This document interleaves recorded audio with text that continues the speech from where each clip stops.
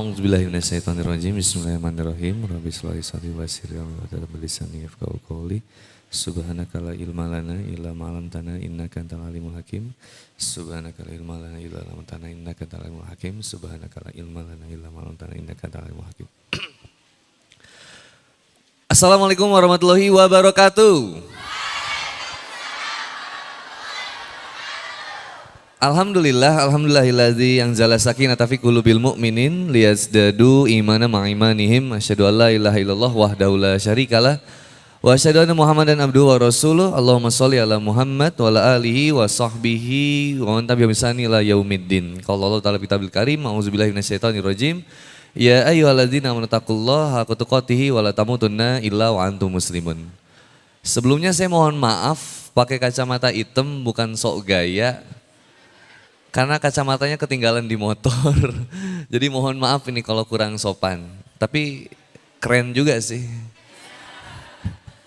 Asik juga nih. Alhamdulillah wa syukurillah, bersyukur kepada Allah Subhanahu wa taala. Ini kalau nggak salah kali kedua saya ke daerah Tulung Agung. Temanggung. Di daerah Temanggung, alhamdulillah. Kalau nggak salah dulu pernah kesini ya kita. Pernah nggak sih aku kesini? Pernah dulu ya. Ada Ustadz Irfan Has tuh di sini. Oh, Wosonobo beda lagi. Apa? Wonosobo, Wosonobo. Nah, ini berarti kali pertama saya ke Zabisa, ketemu dengan teman-teman yang luar biasa. Para ikhwan dan akhwat yang luar biasa. Masya Allah, tepuk pramuka buat semuanya. Oh kepanjangan ya, tepuk tangan buat semuanya. Masya Allah, luar biasa. Ada santri-santri akhwatnya, Masya Allah yang udah hadir di sini dan akhwat-akhwat yang sudah hadir di sini. Saya ucapkan terima kasih udah bisa silaturahim bareng. Salam hormat, salam cinta, salam sayang saya sampaikan kepada pimpinan yayasan dari Zabisa, para asatis, para guru-gurunya yang luar biasa. Salam cinta, salam sayang, serangnya. Buat para santri akhwat yang sudah hadir di sini, Masya Allah. Dan buat akhwat-akhwat juga yang sudah memenuhi sampai ke belakang, Masya Allah. Aku bagusnya duduk atau berdiri nih? Aku tuh sebenarnya capek tapi demi kamu apa sih yang enggak? Nah. Jadi luar biasa buat akhwat yang di belakang sampai ke belakang, Masya Allah keren banget. Mudah-mudahan setiap pengorbanannya, setiap langkahnya sampai ke sini dibalas sama Allah Subhanahu wa taala. Siapa yang mudahin urusannya buat majelis ilmu, mudah-mudahan Allah mudahin urusannya untuk berbagai hal. Dapat jodoh. Kau masih kecil sayang? Enggak gitu Nurul. Jadi Besti, kalau kita deket bermajlis ilmu itu kita bakal dimudahi nanti jalannya sama Allah. Salah satunya gampangin usahanya, gampangin kerjaannya, kuliahnya, sekolahnya, sampai urusan jodohnya juga. Dan saya tuh sering banget berdoa kepada Allah Subhanahu wa taala, setiap yang datang ke kajian kalau yang masih pacaran aku suka doain mudah-mudahan bisa putus gitu sih. Ya Allah. Itu jeritan seorang jomblo yang penuh dengan keirian dan kedengkian luar biasa. Wah amin. Tapi kalau yang udah mau nikah, saya doain mudah-mudahan dapat jodoh yang terbaiknya insya Allah. Siapa tahu jodoh mbaknya ada di balik tirai ini. Gak main-main bener brother. Gimana kalau nanti di parkiran gak sengaja helmnya jatuh. Terus pas mau ngambil diambilin sama si Dewi. Siapa tuh? Diambil. Ini helmnya.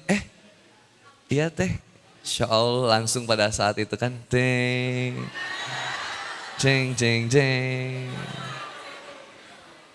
Dah aja. Pakai helm. Udah pakai helm kepikiran terus. Gak enak. Si akhwatnya juga deg-degan. Saling melirik tiba-tiba. Barengan lagi ngeliriknya, set. Langsung kaget.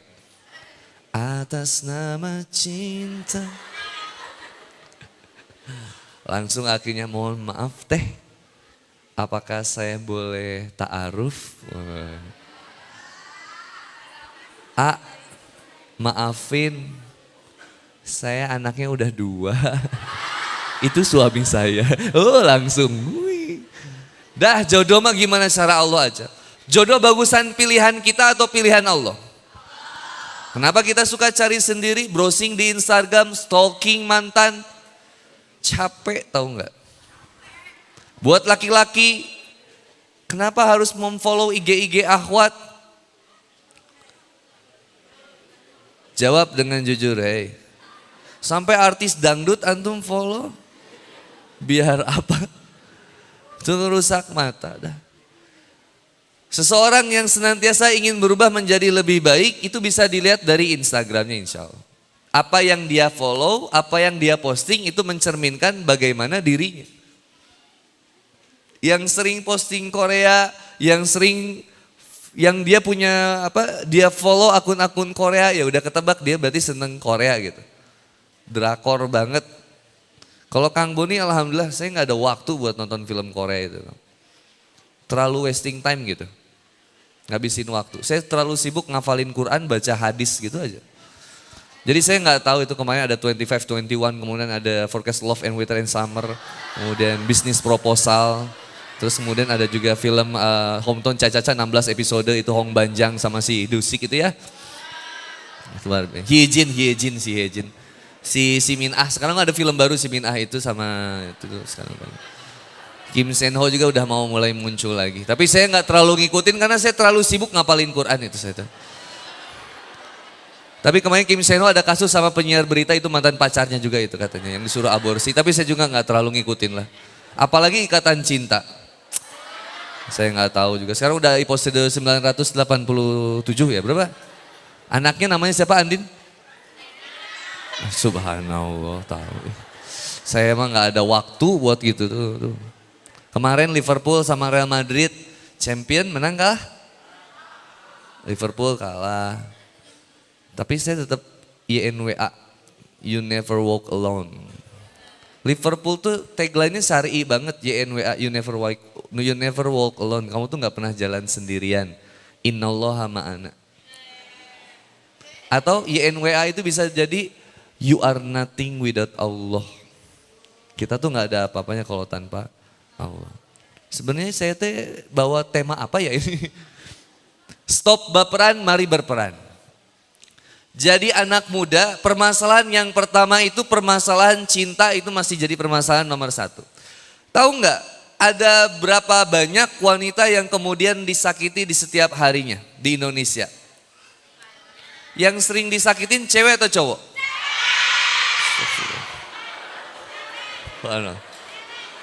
Astagfirullah. Yang sering dikhianati cewek atau cowok? Yang sering dibohongin cewek atau cowok? Tuh. Yang sering ngebohong cewek atau cowok?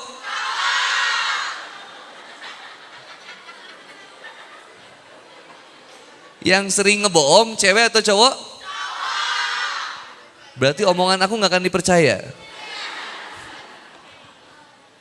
Coba tanya kepada setiap laki-laki di sini. Apakah wanita itu selalu benar? Saya nanya laki-laki. Kalau wanita salah, maka pria. Kalau pria benar, maka wanita. Maka wanita tidak pernah. Wanita selalu. Makanya sebagian isi neraka banyaknya wanita. Egois kalian. Lebay gitu, tahu nggak? Sayang mau makan apa? Aku gimana kamu aja. Ya udah kita makan seafood ya. Aku lagi nggak mau seafood. Ya terus makan apa? Gimana kamu aja. Ya udah nasi goreng aja ya. Aku nggak suka nasi goreng tuh berminyak banget. Ya terus mau makan apa? Ya gimana kamu aja. Dan mulailah terjadi pembacokan yang pertama. Ya.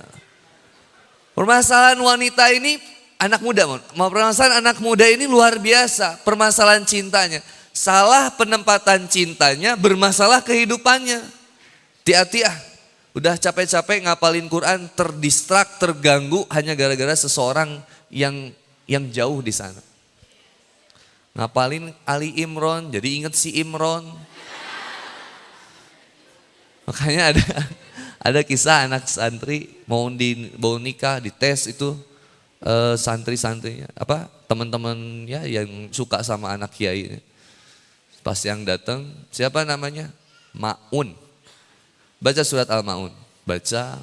Yang kedua datang, siapa namanya? An-Nas. Baca Quran surat An-Nas. Yang ketiga, lututnya bergetar. Siapa namanya? Imron Pak Kiai. Tapi panggilan kulhu. Hiper. Padahal ya gitu brother. Kalau udah sampai mencintai Quran anak muda. Keren.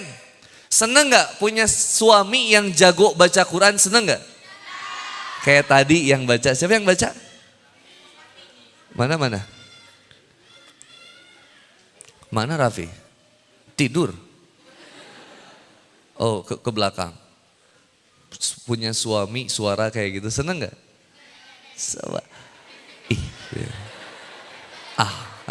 Kenapa? Ahwat lagi tidur, kamu lagi tidur, kan jadi istrinya ceritanya ya. Pas kamu lagi tidur langsung dibacain Quran. Yasin. Romantis. So sweet banget. Saya nyari mana ini tiangnya. Coba cari laki-laki itu jangan yang bad boy. Sok-sokan banget. Ustadz aku cari laki-laki yang bad boy. Soalnya kalau yang bad boy itu asik Ustadz. Seru perjalanannya. Taunya ku hamil duluan sudah 3 bulan. Setiap hari Pak Kiai itu ada aja chatting ke saya Pak. Di WhatsApp ke saya. WhatsApp. Ustadz saya gimana Ustadz, saya udah hamil. Pacar saya pergi ninggalin saya. Saya gimana cara bilang sama ibu saya pengen bunuh diri, kebayang gak? Yang ruginya siapa kira-kira kalau hamil duluan, cewek atau cowok? Nyiksa gak sayang sama seseorang yang belum tentu dia sayang sama kita? Nyiksa. Maka fokus kita sekarang yang pertama, lihat Quran surat Al-Baqarah ayat 165 guys, Besti. Halo, Assalamualaikum. Konsentrasi ya, coba konsentrasi. Tepuk 1 kali. Ayo kompak sayang, yuk. Yang bisa dapat hadiah umroh insya Allah. Tepuk 1 kali. Nah gak boleh, harus barengan semua. Tepuk 1 kali. Tepuk 1 kali. Tepuk 2 kali. Tepuk 3 kali. Tepuk 3 kali. Sekarang nih, tepuk 3 kalinya gini. Tek, tek, tek, kasih jeda, bisa? Tepuk 1 kali. Tepuk 2 kali. Tepuk 3 kali. Kasih jeda dulu. Biar bareng. Tepuk 3 kali. Tepuk 4 kali.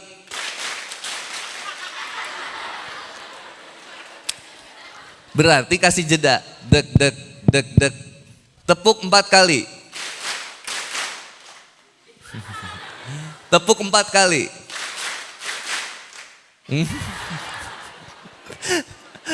Tepuk 3 kali. Tepuk 4 kali.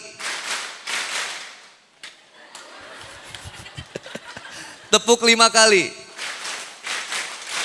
Nah, enak ya? Yang 5 kali coba. Tepuk 5 kali. Kompak. Tepuk semuanya. Seneng ya? Bisa ngatur orang suruh tepuk tangan, tepuk tangan. Lihat Quran surat Al-Baqarah ayat 165. Wa minan nasi may yattakhidhu min dunillahi andada yuhibbunahum kaubillah. Dan ada di antara manusia yang rasa cintanya terhadap sesuatu itu melebihi kecintaannya kepada Allah Subhanahu wa taala. Bahkan kemudian dia menganggap bahwa itu adalah sesuatu yang layak untuk bisa disembah bahkan. Maka you become what you love. Kamu itu menjadi seperti apa yang kamu cintai. Aneh kok bisa kita ngapalin Quran tapi jadi stres. Halo, assalamualaikum. Aduh, Ustadz, belum bisa setoran aku belum hafal ini gimana ya. Anak aku Kansa, sayang sabar. Papa aku belum bisa ngapalin. Ada anak aku kan, aku punya istri 3, punya anak 3. Anak yang pertama Kansa, namanya Kansa Humairah Khairun Nisa. This is my first love. Dan aku adalah cinta pertama dia. Aku suka bilang sama anak pertama aku yang perempuan.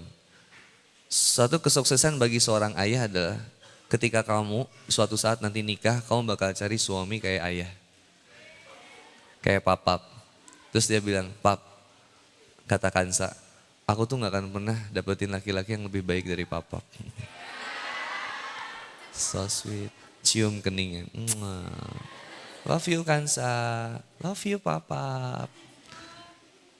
Pap, Kansa besok gak mau sekolah ya. Dia tuh sering banget ngomong kayak gitu. Dan ngafalin Quran tuh kadang stres. Aku suka bilang gini, mohon maaf Pak Kiai.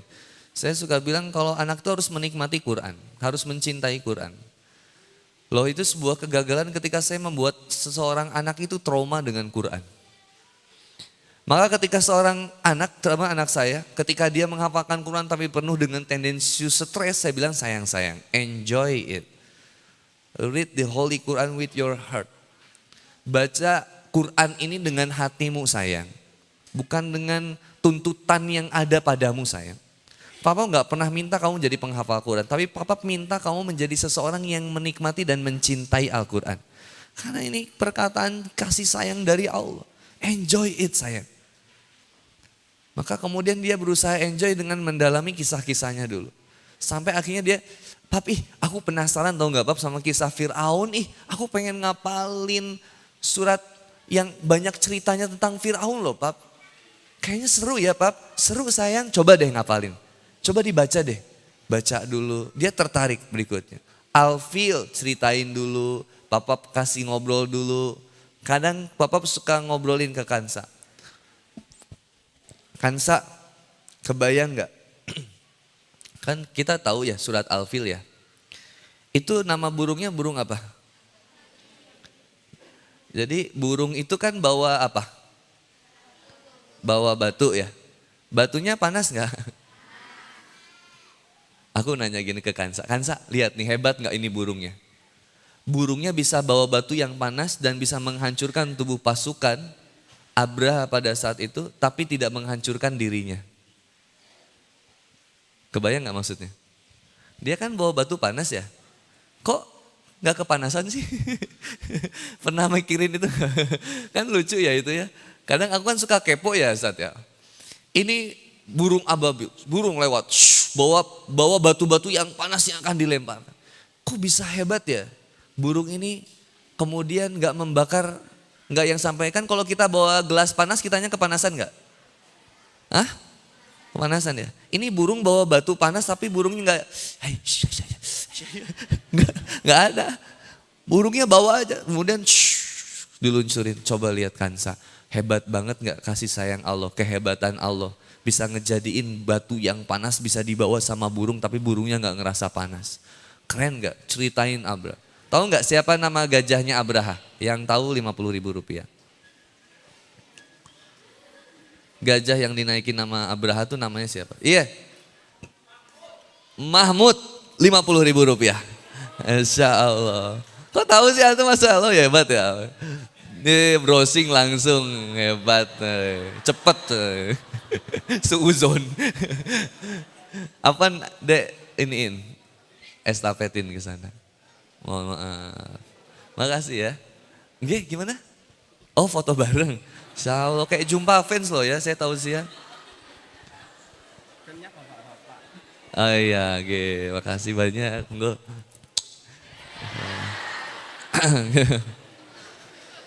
Saya tuh belum tentu lebih mulia gitu.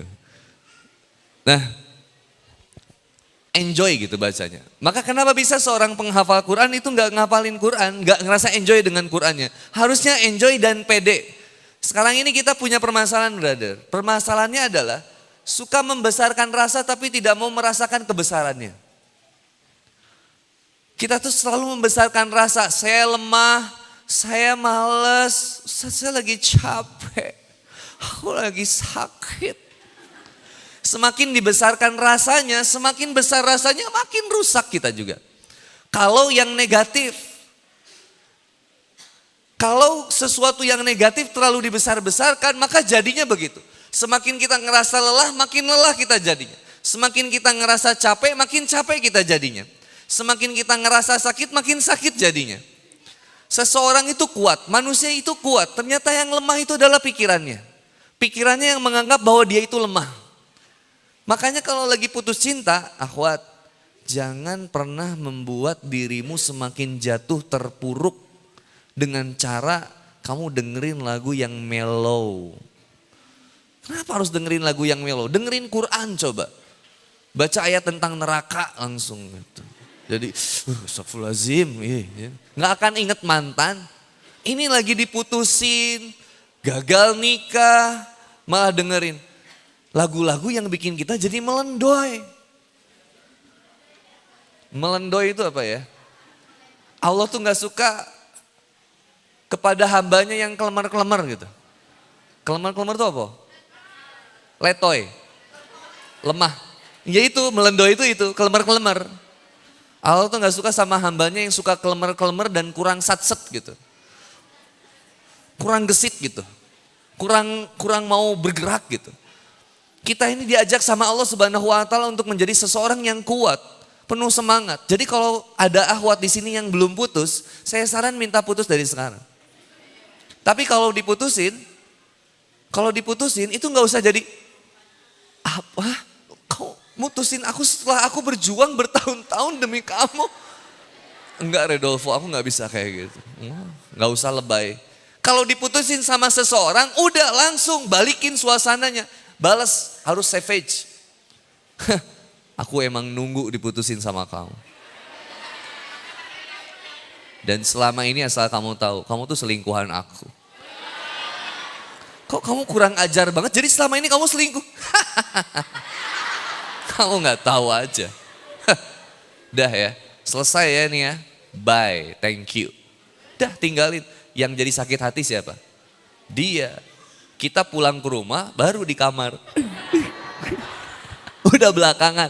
Jangan sampai orang tahu kita lemah itu. Maka seorang mukmin itu kadang harus menyembunyikan kesedihannya. Keren ini. Kita ini harus selalu bahagia. Belajar dari badut. Badut itu berusaha untuk selalu berbahagia. Tahu tentang persona nggak? Persona ini kan bahasa Romawi dulu. Persona itu istinya topeng. Makanya ada istilah namanya kepribadian seseorang itu disebut dengan personality, persona. Seseorang itu tergantung dari bagaimana mimik wajahnya. Dia bahagia, bahagia. Tapi sebenarnya dalemannya belum tentu bahagia. Seorang mukmin yang terbaik itu menurut saya adalah seseorang yang senantiasa tampil bahagia dan menyembunyikan kesedihan-kesedihannya. Karena dia tahu nggak boleh mau menambahkan beban bagi saudara-saudaranya.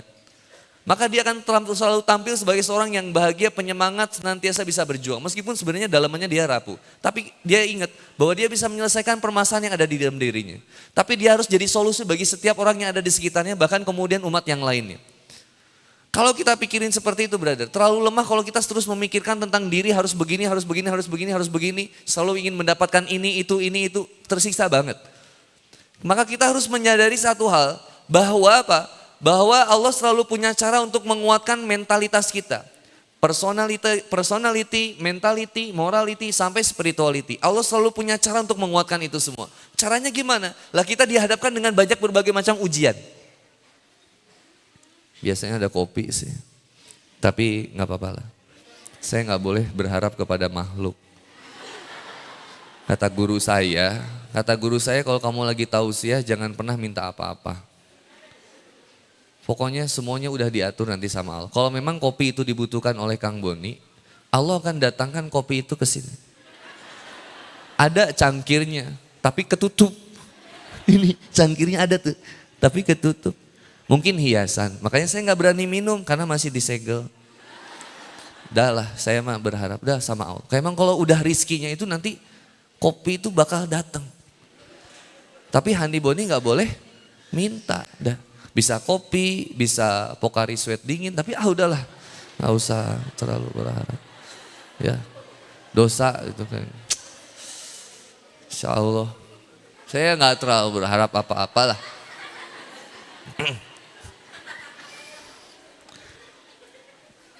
Memang pas tadi turun memang belum sempat minum, tapi itu memang udah gimana Allah aja lah. Saya udah yakin. Bisa. Kalau memang rizkinya pasti datang. Yang repot itu kita ngarep-ngarep sesuatu yang justru kemudian bakal nyiksa kita. Berharap dia menjadi milik kita, egois banget. Pengen gak punya suami yang ganteng, soleh, tajir, mau gak? Iya, dianya belum tentu mau sama teteh. Jadi sadar diri itu penting gitu. Maka kata Allah Subhanahu wa taala, "Wa minan nasi mayatakhidu min dunillahi andada yuhibbunahum wa yuhibbunahum." Astagfirullah. Enggak boleh cepat-cepat. Wa minan nasi mayatakhidu min dunillahi andada yuhibbunahum ka hubbillah.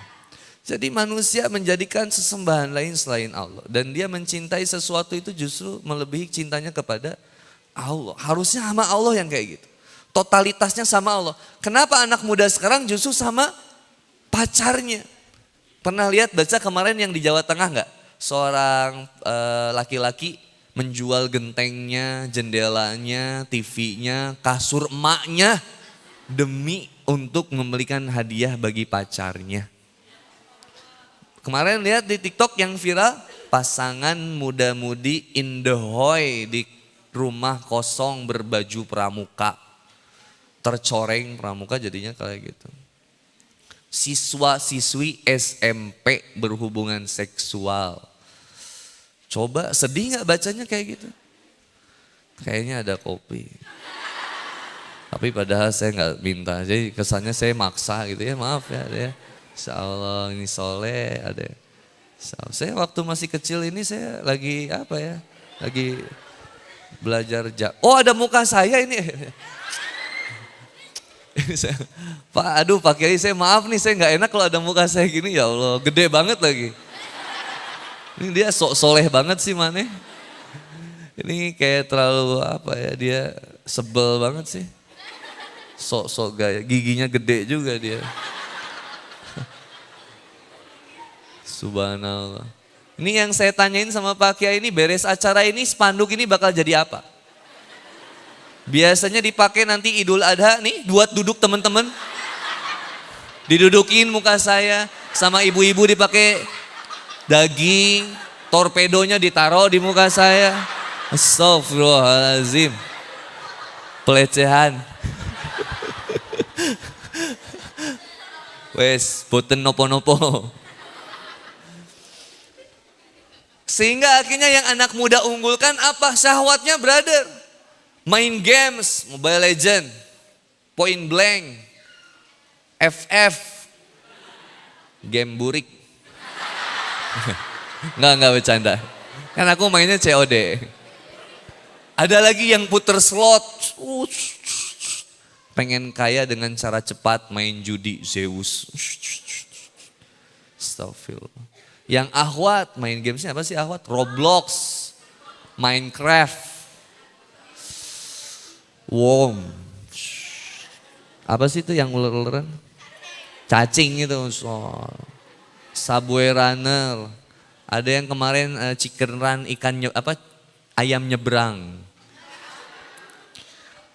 Main games boleh nggak Kang? Sama Kansa anak saya. Ketika Kansa main games dia seneng banget main Roblox sama Minecraft kan. Papa pengen beli yang ini, ya beli akhirnya dia main Roblox, main Minecraft. Kemudian dia lupa ngapalin Quran. Dia lupa ke sekolah, ada tugas-tugasnya. Langsung bilang aku Kansa, "Kansa sayang." "Iya Papa sayang." "Kansa masukin seragam kamu, buku-buku pelajaran kamu ke tas ransel ya sayang ya, yang besar." "Kenapa Pap? Enggak masukin aja dulu. Papa mau sekolahin anak tetangga sayang." "Oh ini kan baju Kansa Pap." "Iya. Kan kamu udah gak mau sekolah, Papa mau ngejadiin kamu atlet e-sport." Mau nggak? Papa nggak mau sekolah. Nggak usah sekolah sayang, berat sekolah itu. Kamu harus bangun pagi, harus ngerjain tugas, harus belajar. Udah lah nggak usah lah, kamu belajar, udah aja. Belajar main games terus aja ya. Papa kasih sehari 24 jam buat Kansa main games. Harus jadi atlet, mau nggak? Mau sekolah papa. Kalau kamu mau sekolah, bagi waktu kamu untuk main games. Kamu nggak boleh more than 2 hours. Kamu nggak boleh lebih dari 2 jam. Akumulasi in a day, dalam sehari. Komitmen ya, tanggung jawab ya. Kamu mau sekolah bener? Bener.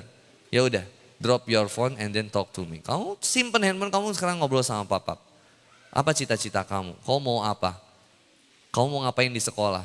Yang minta sekolah kamu atau papa? Kalau kamu ngerasa papa yang pengen kamu sekolah, berarti kamu salah. Papa pengen kamu sendiri yang ngerasa kamu harus sekolah. Anak saya Kansa kalau minta bolos saya kasih pak. Papa capek, pengen tiduran dulu gak mau sekolah. Ya udah gak apa-apa tiduran dulu, nanti papa yang telepon ustadznya. Ustadz Kansa izin ya. Ustadz ini udah izin yang ke-14 loh. Gak apa-apa Ustadz, gak apa-apa. Kalau dikeluarin, keluarin aja. Nanti saya cari sekolah lain aja pak. Gak apa-apa. Ya udah selesai, sip. Dah Kansa bisa, dah. Pas dia masuk dia bilang, balik lagi ketika dia masuk besoknya. Kemudian dia bilang, papa aku gak mau bolos lagi. Kenapa? Karena papa ketika Kansa bolos ternyata PR-nya banyak. Kansa harus ngejar mata pelajaran yang ketinggal kemarin-kemarin loh pap. Ya itu tanggung jawab kamu. Aku capek pap. Ya udah masukin seragam buku kamu ke ransel, papa mau sekolahin anak tetangga. Enggak pap, aku mau berusaha. Ngerepotin bawa kopi lagi. Saya kira udah ada padahal ya Pocari Sweat yang belum ada. Enggak, bercanda. Akhirnya anak paham apa yang dia kerjakan. Lah terkadang kita fokus memaksakan sesuatu untuk dikerjakan, tapi tidak memahamkan sesuatu untuk apa yang dikerjakan. Anak muda bingung ketika disuruh jangan pacaran. Tapi di logika dia, saya mencintai seseorang, itu fitrah. Saya mencintai lawan jenis, gimana dong? Terus gimana cara saya mengikat dia? Kata Nabi Muhammad SAW, tidak ada solusi yang lebih baik di antara dua insan yang saling mencintai kecuali menikah. Kalau belum sanggup untuk menikah, ya tinggalkan. Fokus kepada hal yang lain.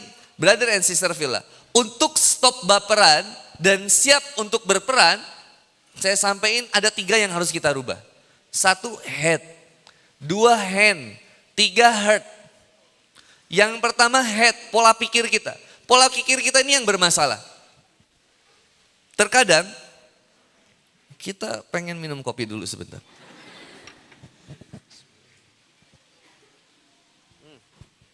Panas banget, alhamdulillah. Terkadang apa sih tadi aku bilang?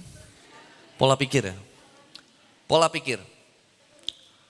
Terkadang kita membutuhkan perhatian kasih sayang dari seseorang. Seseorang yang pengen pacaran itu karena dia menganggap dia butuh pada saat itu untuk dikasihani, disayangi, diperhatiin gitu gak sih? Ada yang perhatian lebih sama kita gitu gak sih? Ada yang kemudian care banget sama kita tuh, ngingetin kita dan memotivasi kita. Ingat loh, ada seseorang yang bilang, saya pengen banget punya pacar karena supaya saya semangat ketika kuliah Kang. Ternyata ketika dia kuliah dan punya pacar, dia semangat memang kuliahnya. Tapi ketika dia putus, dia pengen bunuh diri. Bayangin jadi berbalik. Yang tadinya pengen punya pacar supaya kemudian sekolahnya makin hebat. Ternyata ketika diputusin sama pacarnya atau ada masalah sama pacarnya, sekolahnya gak bener. Permasalahan di kita ini masalah pola pikir. Apa yang mau kita kerjakan? Berpikir sebelum berbicara itu penting. Maka istilahnya ada istilah berpikir dulu, berbicara kemudian. Pikirkan apa yang kamu bicarakan. Test your word before it spit it out. Rasain dulu perkataanmu sebelum kemudian kamu ucapkan kepada orang lain. Dari proses pikiran, berpikir itu adalah ciri manusia. Bahwa manusia itu senantiasa berpikir. Buat apa saya mengerjakan ini, ngapain saya begini, ngapain saya begini, berpikir. Bayangin Allah Subhanahu wa taala ngajak kita hal yang luar biasa. Untuk berpikir titik tujuan akhir. Alladzi khalaqal mauta wal hayata liyabluwakum ayyukum ahsanu amalan. Allah ngajak kita berpikir untuk memiliki titik akhir. Bahwa endingnya ini kita bakal memiliki kematian. Setiap yang bernyawa pasti bakal mati. Waladzi khalaqakum min tin summa qada ajala wajal musama indahu summa antum tamtarun. Semua bakal kembali kepada Allah Subhanahu wa taala. Gampang ngomongin kematian itu. Semuanya bakal mati, benar nggak? Halo, assalamualaikum. Kenapa jadi stres gini guys? Semua bakal mati? Bisa teteh duluan, Kang Boni belakangan. Bisa Kang Boni belakangan, teteh duluan. Itu gimana? Allah aja. Mungkin nggak tiba-tiba speaker jatuh di jebret, meninggal, bisa? Sound system terbang jeger ke situ, bisa?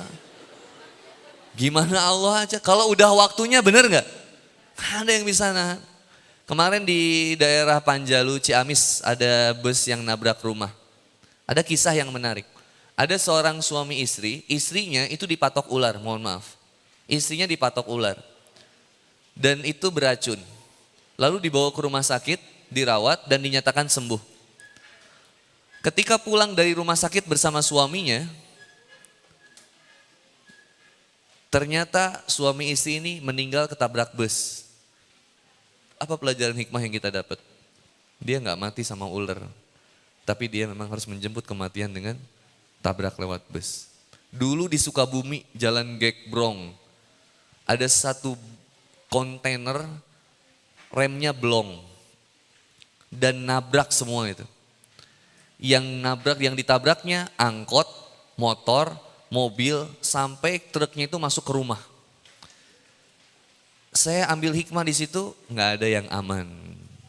Yang naik mobil meninggal, yang naik motor meninggal, yang di dalam angkot meninggal, yang di dalam rumah meninggal, yang jalan kaki pun ketabrak meninggal juga. Endingnya udah pasti tahu. Teman-teman ada yang rumahnya paling jauh dari mana di sini? Ada yang dari misalkan Magelang, ada yang dari mana? Karena tahu kita mau ke Zabisa, akhirnya ada titik akhir di situ yang kemudian mengarahkan kita harus lewat kemana? Pakai Google Maps, belok kiri, belok kanan, belok kiri lagi. Sampai kadang nyasar juga tuh pakai Google Maps tuh.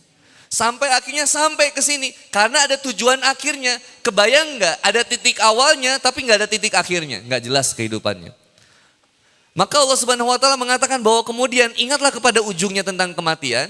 Maka kemudian ada potensi yang kemudian Allah berikan kepada kita berupa kehidupan. Apa potensi kehidupannya? Kita dikasih sehat, dikasih kemudian waktu luang, dikasih harta, dikasih banyak rezeki dari Allah Subhanahu wa taala, dan yang paling penting dikasih kenikmatan iman dan Islam. Ini yang paling mahal, guys. Buat seseorang bisa datang ke kajian itu luar biasa loh. Di tengah pilihan yang lain. Kenapa teman-teman gak pilih karaokean? Kenapa teman-teman milih jadi santri tahfidz? Kenapa gak pilih jadi kemudian santri apa ya? Santri gapleh gitu. Bisa mau milih jadi seorang penghafal Quran itu luar biasa. Keren brother. Bahkan buat buat akhwat yang sekarang baru berhijab, yang sudah mulai berhijab, itu keren banget. Dari sekian banyak pilihan. Untuk kita melakukan sesuatu, teteh pilih sesuatu yang disukai sama Allah. Do what Allah loves and always love what Allah said. Itu keren banget. Stop talking about do what you love and always love what you do. Tapi mulai kemudian untuk berusaha mencintai apa yang kemudian Allah perintahkan kepada kita. Ini keren banget. Nah, anak muda ini kemudian harus berpikir. Makanya permasalahan anak muda, mohon maaf, satu, ketakutan berpikir. Yang kedua, malas untuk berpikir. Yang ketiga, malu untuk berpikir. Efek dari takut berpikir, malas berpikir, dan malu berpikir, itu menjadikan seorang anak muda menjadi takut untuk berbicara, malu untuk berbicara, dan malas untuk berbicara. Contoh ketakutan dalam berpikir. Kita takut untuk berpikir sesuatu yang kemudian itu merupakan tanda-tanda dari kebesaran Allah. Padahal kata Allah di Quran surat Ali Imran, alladzina yazkurunallaha qiyaman wa qu'udan wa ala junubihim wa yatafakkarun. Seseorang yang terbaik itu yang ketika kemudian berdiri, duduk, berbaringnya, dia terus ingat sama Allah Subhanahu wa taala. Bahkan kemudian dia mentafakuri semua penciptaan Allah. Nggak ada yang sia-sia. Endingnya di Quran surat Ali Imran itu. Rabbana ma khalaqta hadza batila. Subhanaka faqina azabannar. Nggak ada yang sia-sia ya Allah yang kau ciptakan. Bahkan seorang sahabat yang menyakiti saya sekalipun itu atas kehendak-Mu ya Allah. Untuk engkau mengajarkan kepadaku agar aku tidak begitu nanti ke orang lain. Ada seseorang yang mengkhianati kita pun itu merupakan suatu pemberian dari Allah yang terbaik. Maka nggak pernah Allah ngasih yang buruk sama hambanya. Nggak pernah. Cuman saya aja yang nggak ngerti cara pandang Allah. Saya akhirnya berterima kasih ya Allah. Saya pernah dipertemukan dengan orang yang buruk. Berterima kasih ya Allah. Dikasih panas, makasih. Dikasih hujan, makasih. Semuanya nikmat dari Allah. Coba lihat cicak. Pernah lihat cicak bunuh diri? Ada cicak stres? Hah? Ada cicak galau bikin status, bete nih. Makanan gua terbang, ada?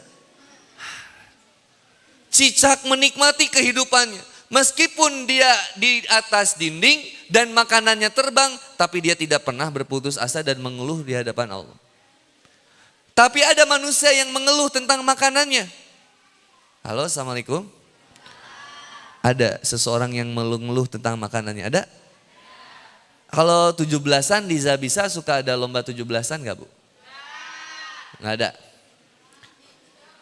Pernah ikutan lomba 17-an gak? Lomba-lomba gitulah, gak harus 17-an sih sebenarnya. Itu lomba, itu ada filosofi dari orang tua zaman dulu. Kenapa diajak kemudian lomba makan kerupuk? Pakai kecap kadang. Kemudian kita gak boleh pakai tangan, makannya gitu. Nyom. Susah banget. Dilombain satu-satu. Itu ada filosofinya. Harusnya setiap Karang Taruna itu menjelaskan ketika lomba makan kerupuk bukan tentang siapa yang juara, nggak boleh karena ini bukan kompetisi, ini pengajaran hikmah untuk kemerdekaan. Untuk kemudian membentuk mentalitas yang hebat. Kalau mentalitasnya dijuarakan, maka orang yang nggak juara itu akan merasa terhinakan. Ketika pulang ke rumah kemudian, nak juara berapa nak? Nggak juara, sudah tersimpan mental lemah di diri anak. Saya nggak mau anak saya ikutan lomba 17-an. Kenapa Bunda? Karena saya nggak mau anak saya dibully sama satu kampung. Nggak mau saya. Kenapa? Karena Karang Tarunanya tidak menjelaskan bahwa ini permainan dari orang tua zaman dulu yang penuh makna. Makan kerupuk, setelah makan kerupuk selesai dikumpulkan anak-anaknya. Apa kemudian? Nah, susah nggak makan kerupuk? Nah, susah. Nggak pakai tangan susah nggak? Susah. Tapi nikmat nggak kerupuknya? Nikmat. Nah, ketahuilah, makanan yang paling nikmat itu adalah makanan yang ada. Jangan pernah tidak mensyukuri makanan yang ada. Meskipun itu hanya satu kerupuk dengan kecap, nikmati itu nak. Dengan perjuangan yang luar biasa orang tuamu sudah mendapatkan itu. Maka hargai perjuangan dari orang tuamu. Susah, makanya nggak pakai tangan. Maka ketahuilah nak, bersyukur kita diberikan tangan oleh Allah Subhanahu wa taala. Kita sehingga kemudian bisa memakan itu dengan penuh kenikmatan. Maka pembelajaran dari lomba ini nanti ketika pulang ke rumah jangan pernah mengeluh tentang makanan apapun yang diberikan oleh orang tua. Nikmati, rasakan dan bersyukurlah kepada Allah Subhanahu wa taala. Ada nggak yang ngajarin kayak gitu Karang Tarunanya? Ada. Yang diingatnya kepada Allah lagi, balap karung. Bukan dilatih menjadi pocong. KKN si penari. Rame, setiap di Indonesia film horor itu selalu rame.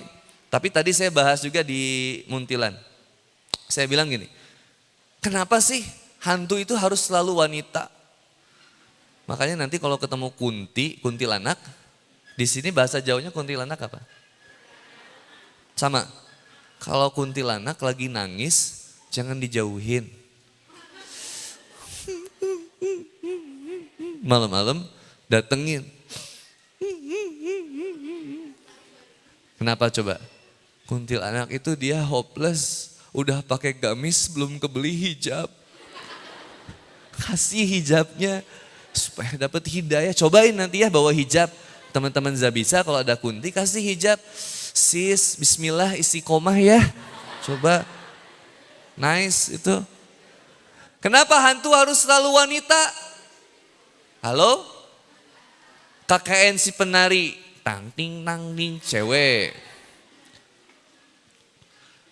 Suzana, Mas Pokir, cewek.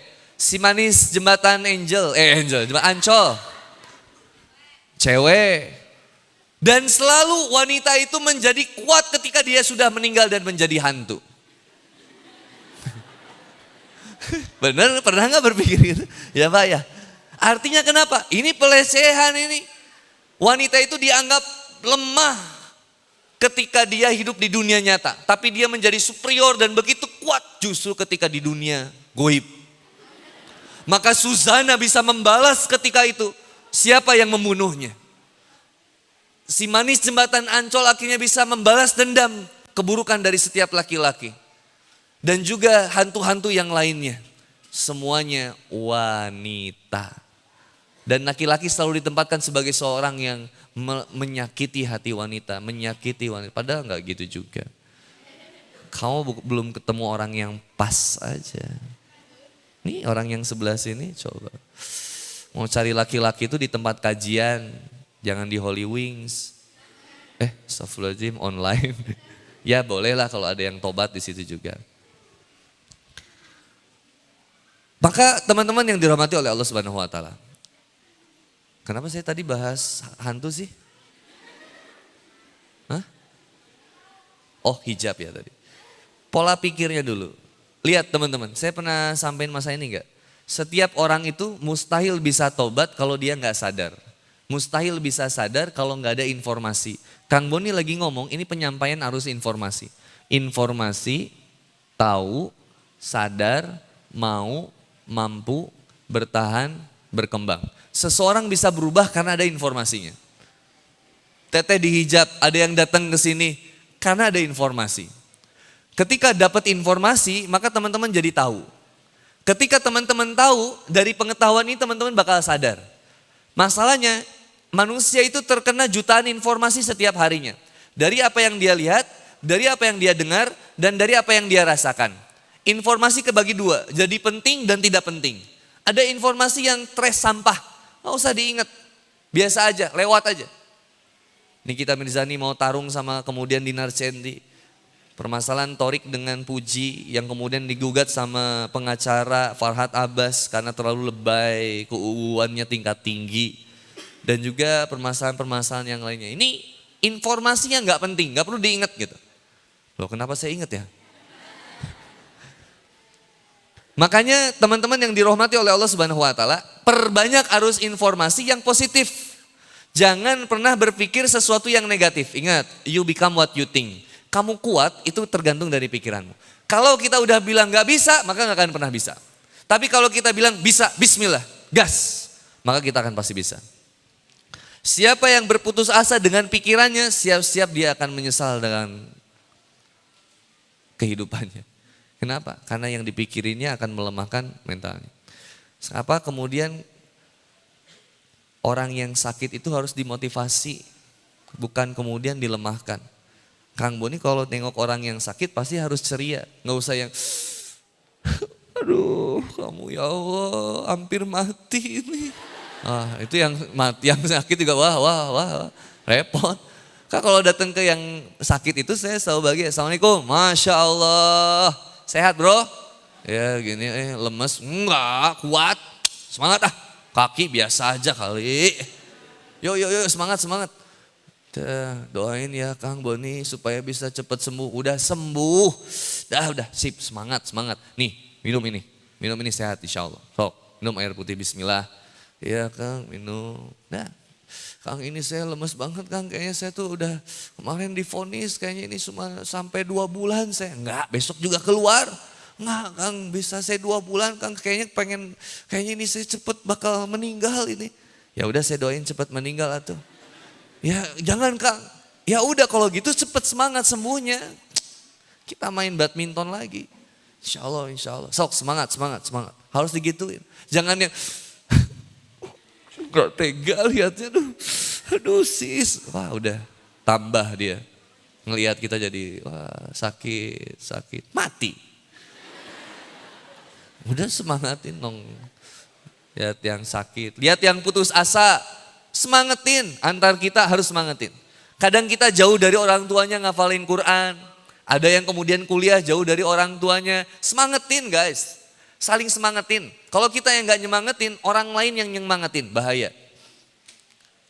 Maka antar akhwat bikin komunitasnya, bikin kemudian grupnya. Antar kita udah jangan saling membenci satu dengan yang lainnya. Saling support, kita tuh beda karakter, beda sikap. Semuanya punya karakter yang beda-beda. Maka hargai setiap karakter yang ada. Terima setiap kekurangan sahabat kita. Kalau kita nggak bersyukur dengan sahabat yang ada, masa kita kemudian akan mendapatkan sahabat yang buruk? Kan nggak mau. Dan nggak pernah bisa nemu sahabat yang perfect 100%. Dah, bismillah. Yang pertama, pola pikir. Rubah pola pikirnya dulu. Yang kedua, hand. Pola sikap perbuatan. At the first you make habits, at last habits makes you. Saya senang banget ketika ngeliat adik-adik yang tercinta. Adik-adik, dede-dede emes. Ketika dede-dede emes mulai nyatet, itu keren banget. Ketika teman-teman mulai melakukan sesuatu yang keren buat saya, itu kebiasaan yang keren banget. Mencatat, mendengar, itu kan proses pemberian informasi.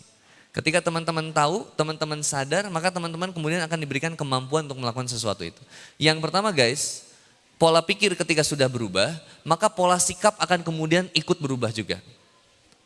Kalau kita mikir kita kuat, kita hebat, kita bisa, maka kemudian otak kita akan mendeliver informasi kepada tubuh kita supaya kemudian tubuh kita tuh lebih semangat. Pernah datang ke seminar motivasi enggak? Halo, assalamualaikum, pernah?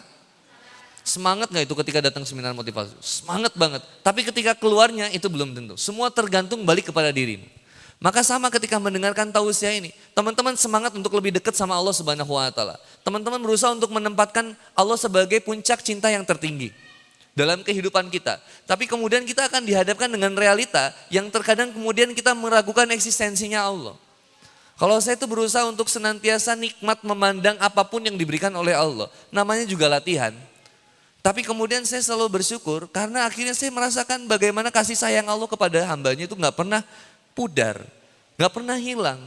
Allah itu lebih baik daripada kemudian orang tua mencintai anaknya, lebih dari itu. Meskipun kita jatuh berkali-kali, hancur berkali-kali, tapi Allah selalu mengampuni kita berkali-kali juga. Bukankah kasih sayang Allah, ampunan Allah lebih besar daripada kemudian murkanya Allah Subhanahu wa taala? Artinya teman-teman yang dirahmati oleh Allah Subhanahu wa taala, sudah waktunya maghrib juga sambil jalun. Oh asar ya, ngetes konsentrasi. Maka ketika pola pikir kita sudah berusaha untuk beriman kepada Allah, senang untuk senantiasa membaca kalamullah, berusaha untuk menempatkan diri kita sebagai hambanya Allah, maka pola sikap kita, hand kita akan berubah. Tangan kita nggak akan menyakiti seseorang, bahkan menyakiti diri kita sendiri. Kita akan berusaha menjaga perbuatan kita agar senantiasa full manfaat, penuh semangat. Gak boleh untuk kemudian melemahkan diri kita sendiri, bahkan melemahkan orang lain. Hand ini tergantung kemudian karya yang kemudian kita miliki. Bukankah Allah Subhanahu wa taala mengajak kita sebagai seorang anak muda untuk menjadi pemuda yang kuat, penuh karya, bukan jadi pemuda yang melendoi atau kelemer-kelemer, yang pemuda yang justru mudah putus asa, mudah menyerah. Enggak brother, bersyukurlah brother and sister Villa ada di kondisi keluarga, mohon maaf. Bersyukurlah teman-teman yang berada di kondisi keluarga yang mungkin ekonominya menengah ke bawah. Atau bahkan tidak cukup. Tapi justru itu adalah cara Allah untuk menguatkan kita supaya kemudian kita menjadi hebat. Berapa banyak anak yang kemudian dibesarkan didikan dengan harta yang banyak tapi justru jadi mentalnya lemah. Ketika seorang anak itu takut untuk hujan-hujanan, maka anak ini akan memiliki keimunan yang kemudian bisa jadi lemah dibandingkan seorang anak yang sering hujan-hujanan. Saya lihat anak saya yang pertama ini senang motoran. Anak yang kedua itu rumahan banget. Tapi ternyata imunitasnya lebih kuat anak yang pertama. Kenapa? Karena sudah terlatih untuk terus kuat. Sama dengan manusia. Manusia itu kalau pakai sendal, kakinya pakai sendal, sendalnya yang jadi tipis. Tapi kalau manusia itu berjalan tanpa sendal, itu kakinya jadi tebal, tidak pernah jadi tipis. Maka kata ulama, manusia itu seperti hewan tunggangan. Semakin dibawa lemah, maka dia akan jadi lemah. Kalau semakin dipacu untuk menjadi kuat, dia akan menjadi kuat. Itulah seperti seekor kuda. Maka kita itu tergantung bagaimana kitanya. Kalau teman-teman ngerasa kita bisa, lakukan lebih dari apa yang kemudian teman-teman lain lakukan. Jangan merasa saya cukup di titik ini. Terus tingkatin brother and sister Villa. Kita nggak boleh cuma ngerasa cukup dengan apa yang kita miliki saat ini. Bisa jadi yang merubah kebaikan keluarga dan menghebatkan keluargamu saat ini, yang mengangkat derajat keluargamu, bisa jadi itu peran dari dirimu. Maka tampillah, jangan pernah kemudian saya bukan dari keluarga kaya, saya begini. Semakin kita mikir gitu, semakin rusak cita-cita kita. Ayo positive thinking dan fokus kepada tujuannya. Maka kita akan melakukan sesuatu yang jelas. Catat setiap kemudian apa yang ingin kita targetkan. Serius guys, serius banget, detailing. Saya tahun 2012 ketika menikah dengan istri, saya nulis itu nggak kebayang sama saya. Cuman saya nulis waktu itu, saya pengen nulis buku. Baru tercapainya itu di 2017. Artinya ada proses yang panjang saat itu, tapi alarm bawah sadar saya udah senantiasa memotivasi saya untuk nulis buku. Saya pengen banget touring paling jauh Pak, ke Timor Leste, di NTT. Kalau secara alam bawah sadar saya itu Pak, ketika saya ngedenger touring Timor Leste itu jauh. Jauh banget. Lebih dari 6.000 kilometer. Maka kemudian saya mikir saya nggak akan bisa. Lalu teman saya bilang, kalau kamu mikirnya nggak bisa, kamu nggak akan pernah bisa. Yang penting gas dulu aja. Akhirnya saya beraniin gas dulu aja. Berangkat dari Bandung. Berangkat dari Bandung terus jalur utara. Sampai akhirnya ketemu Timor Leste dan kemudian saya balik lagi ke Bandung. PP, pulang pergi. 40 hari totalnya. Di perbatasan Jawa Barat dan Jawa Tengah, di situ saya menangis. Karena saya nggak percaya dengan achievement yang bisa saya capai gitu. Bandung, Timor Leste, pulang pergi. Itu sedikit riders, bikers yang bisa melakukan itu. Saya bahagia atas pencapaian diri saya sendiri. Dan saya merasa layak untuk bisa bangga dengan achievement itu. Saya sedih itu karena apa? Karena saya waktu itu menganggap itu tidak mungkin. Gak bisa. Seorang Handi Boni, badan kurus kering, itu naik motor Bandung, Timor Leste, pulang pergi. Itu kayak gak mungkin. Jarang makan, kayaknya nanti saya bakal sakit. Perpisahannya aja saya sama istri, itu perpisahan kematian itu. Saya kasih koper Pak, Pam, ini kafan, papap ada di sini, bendera kuningnya ada di sini, semuanya ada di sini. Sama ada surat wasiat buat mama. Spesial kata-kata puisi terakhir dari papap. Ini ada di sini, tapi jangan dibuka kalau papap belum mati. Buka kalau udah mati. Siapa? Pelukan, kayak udah mau meninggal. Setiap saya pergi itu selalu saya pasti peluk istri seolah-olah saya akan meninggal. Karena saya belum tentu balik ke Bandung. Sekarang saya di Tulungagung. Oh, Temanggung. Hampir sama ya? Beda. Saya di Temanggung. Apakah yakin Kang Boni bakal pulang ke Bandung? Belum tentu. Loh saya naik motor ke sini udah saya bilang wanti-wanti sama istri. Belum tentu Handi Boni bisa balik lagi. Jadi jangan mencintai saya. Karena saya nggak abadi. Cintai Allah aja. Karena Allah abadi. Kalau kamu mencintai saya, cintai saya karena Allah. Dah, dan aku pun akan mencintai kamu karena Allah. Tapi gak usah kepedean bahwa aku cinta mati sama kamu, enggak. Karena kalau kamu mati, aku gak mau ikutan mati juga. Aku cuma cinta karena Allah kepada kamu. Dan aku bersikap baik sama kamu bukan karena kamu baik juga. Tapi aku bersikap baik sama kamu karena Allah perintahin saya untuk begitu. Kalau saya berlaku baik sama kamu karena kamu baik, itu saya gak adil dan gak fair. Itu biasa banget. Standar STD, BGT, PLS, DEH. Standar banget please deh. Perbuatan yang baik dibalas baik, standar. Perbuatan yang buruk dibalas baik, TOP, BGT. Top banget. Yang aneh itu adalah perbuatan yang baik dibalas buruk, egois. Dah, kita cuma pengen jadi orang yang berusaha melakukan memberikan yang terbaik. Akhirnya waktu itu istri saya juga kalau pamitan pasti peluk saya. Papa aku pergi dulu ya, belum tentu mama bisa balik lagi. Insya Allah mama sehat ya. Mama mau kemana? Mau ke pasar. Bye. Achievement. Tadinya NTT jauh, tapi sekarang dekat. Akhirnya saya touring ke Jogja, Bandung ke Jogja, naik motor. Sampai Jogja, nongkrong di Jogokarian. Biasa ngobrol di angkringan. Wes biasa sama warga-warga ngobrol ketemu. Tiba-tiba ada namanya Leato. Teman saya, sahabat saya di Joko Korean tuh usianya di atas 40 tahun semua. Kata Leato, "Wes Kang Bo ini dari mana? Kapan dari Bandung?" "Kemarin." "Wah, pakai motor?" "Iya." "Sendirian?" "Iya." Jauh." Bukannya meremehkan, tapi dalam hati saya mengatakan deket. Bandung Jogja naik motor deket. Ketika membandingkan perjuangan saya Bandung Timor Leste. Itu lebih jauh. Akhirnya ketika ke Jogja, ya deket aja. Nah, bayangin ketika teman-teman bisa achievement di titik-titik yang kemudian teman-teman yakini saya belum tentu bisa menggapai itu. Kalau menggapai, lihat.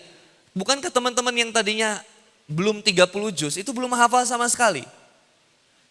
Di sini ada yang sudah 30 juz ya, Ustaz? Ada ya? Boleh angkat kaki? Enggak, misalkan gini, yang 30 juz itu enggak langsung tiba-tiba 30 kan? Pasti ada prosesnya dulu.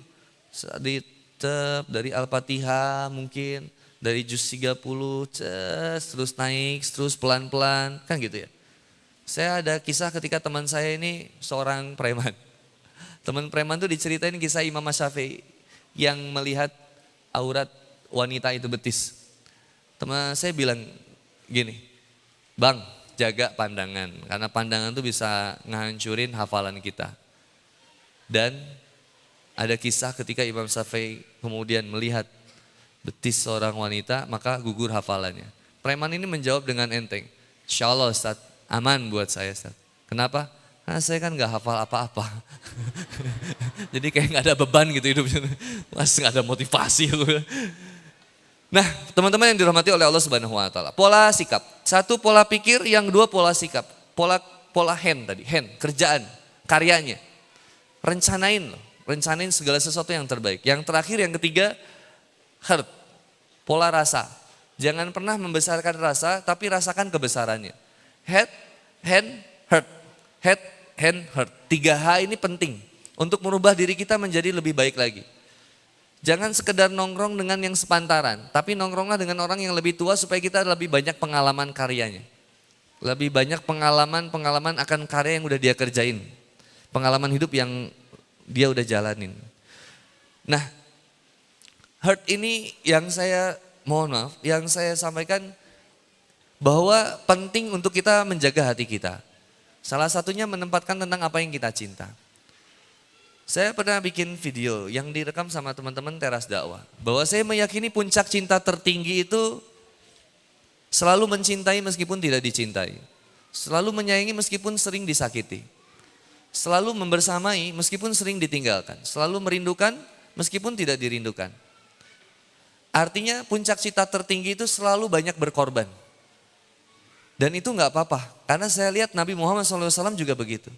Banyak pengorbanan dan perjuangan yang beliau lakukan dan mengutuhkan kecintaannya kepada Allah. Saya pikir ini cinta sejati, saya bilang. Ini yang mahal. Orang boleh nyakitin kita, tapi kita gak boleh nyakitin orang.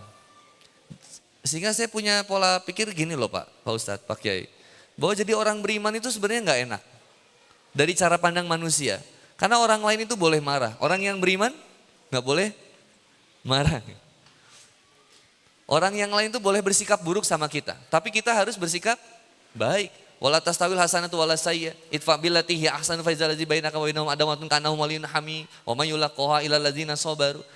Orang yang beriman itu selalu menjadi seseorang yang spesial, selalu menjadi seseorang yang extraordinary, luar biasa. Gak boleh ngelakuin hal-hal yang biasa. Makanya tadi, orang kalau bersikap buruk, kita balasnya sikapnya baik. Orang nyakitin kita, kita baikin dia. Selalu begitu. Maka ini tergantung dari kondisi hatinya. Misalkan teman-teman dari sini gak pakai sendal. Sendalnya kan di pinggir-pinggir. Kondisi hati itu cenderung akan memperlihatkan bagaimana sikap teman-teman ketika mengambil sendal yang punya teman-teman. Ada cara teman-teman ngambil sendal teman-teman dengan cara menginjak sendal yang lainnya baru ngambil sendal yang teman. Baru ngambil sendal yang kita sendiri. Paham gak maksudnya? Ketika Jumatan, bapak-bapak. Ketika Jumatan, kita cenderung menjadi seseorang yang egois. Kita ngambil sendal kita dan kita injak sendal orang lain. Betapa kotornya hati kita itu. Kita egois banget. Bahkan sendalnya kita pakai dan masih diinjakin sendal orang yang lain juga. Sehingga kotornya sendal kita itu akan nempel di sendal orang-orang lain. Padahal kita tuh gak pernah nerima sendal kita diinjak sama sendal orang lain. Halo, Assalamualaikum. Bahkan saking lemahnya tauhid kita, ketika kita Jumatan kita lebih takut kehilangan sendal. Sehingga kemudian sendal kita apik-apik taruhnya. Saya udah punya solusinya juga itu, pakai sendal snowman beda warna. Maka pasti kita nggak akan pernah takut sendal kita akan hilang. Akhirnya kita lebih tenang ibadah sholat Jumat. Kalaupun saya harus pakai sepatu, saya pernah mikir waktu itu. Saya punya sepatu Pak, sepatu riding. Harganya lumayan, 1,7 juta. Qadarullah pada saat itu saya harus Jumatan. Pikiran saya, sepatu saya taruh di mana? Di motor nggak bisa. Akhirnya keimanan saya diuji di sini. Terus teman saya bilang gini, Kang, hati-hati sepatunya hilang. Lihat pengaruh pikiran. Karena dia bilang gitu, saya makin takut sepatu saya hilang. Iman saya makin lemah. Maka teman saya bilang lagi, Kang taruhnya hati-hati loh. Makin nambah kekhawatiran saya. Maka kemudian saya berusaha cari tempat yang sama sekali orang kemungkinan gak akan ngambil di situ. Dan saya taruh di situ. Dan tahu gak teman-teman? Justru yang disimpannya hati-hati karena ketakutan hilang. Justru cuma sepatu saya yang hilang. Yang lain masih ada.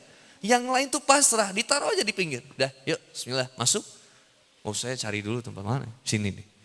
Ternyata hilang yang saya. Ketika pulang, saya sudah tidak lagi pakai sepatu yang harga mahal itu. Tapi saya akhirnya pakai sendal jepit lagi. Teman saya bilang gini, alhamdulillah syukuri apa yang ada, istighfari apa yang hilang. Karena yang hilang itu menandakan betapa lemahnya iman Kang Boni terhadap sepatu. Lebih mencintai sepatu daripada mikirin tentang bagaimana sikap Kang Boni untuk menghadap kepada Allah.